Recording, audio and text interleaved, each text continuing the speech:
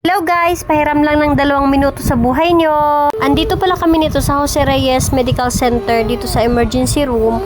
Matagal na to nangyari pero ngayon ko lang to i-upload. Kung makikita nyo at naririnig nyo na umiiyak si Kenken, yun ay dahil takot siya sa doktor at may trauma talaga siya dito sa hospital o kahit sa center.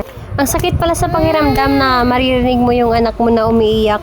Parang gusto mo na lang akuin yung lahat ng sakit na nararamdaman niya at pag-aalala dahil siya ay tatahiin. Dito muna kami sa hallway nag-antay ng x-ray at CT scan bago siya isalang. Then x-ray pa.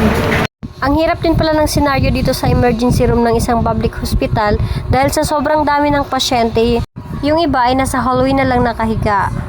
Pero in fairness sa lahat ng public hospital na napuntahan ko, itong Jose Reyes ay malinis talaga siya. Habang nag-aantay kami bago isalang, nag-uusap muna kami kung itutuloy pa ba namin ipatahi siya o hindi kasi alam namin masakit talaga dahil local anesthesia lang ang gagamitin.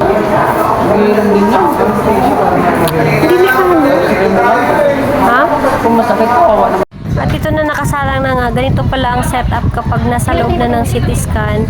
Para din palang magpipictorial, so simula ulo hanggang paa ang ginawa sa kanya kasi titignan kung may bali ba siya or may fracture sa ulo, tsaka sa likod, pati sa dibdib. Tuwa talaga ako sa kanya at nag-aalala na rin kasi sa totoo lang, akala na pipicturean lang siya dyan kasi minsan nagwawaki pose pa siya. Kaya tuwang-tuwa din yung mga staff na nag-assist sa kanya dyan.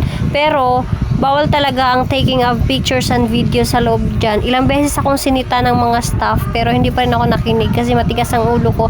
Bukod pala sa x-ray at CT scan ay nagpa-ultrasound din kami. Kaya naman umabot yung bill namin ng 7K at inilapit na lang namin yun sa malasakit para mag-zero billing kami. At yun nga lang, super haba ng pila.